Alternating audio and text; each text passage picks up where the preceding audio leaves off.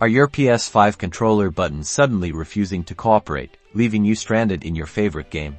Let's dive into some troubleshooting steps to get those buttons back in action, starting with the basics. First, let's check for any dirt or debris. This is often the culprit. Turn off your PS5 and controller using a soft, lint-free cloth and a small amount of isopropyl alcohol if necessary.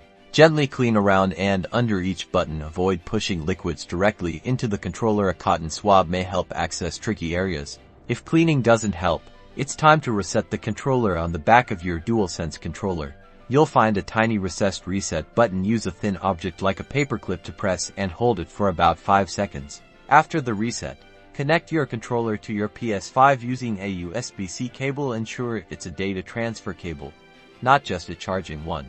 Now, power on your PS5 and go to the Settings menu. Scroll down and select Accessories, then Controller. In the controller settings, choose Communication Method and make sure it is set to use USB cable. If it is not and has another selection such as Bluetooth, change the setting to use USB cable. The setting right above Communication Method is called Firmware Update. Select Firmware Update if an update is available.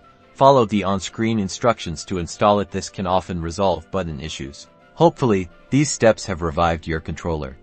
If the problem persists, it might be a hardware issue, and reaching out to Sony support could be the next step. Now you should be back in action and gaming.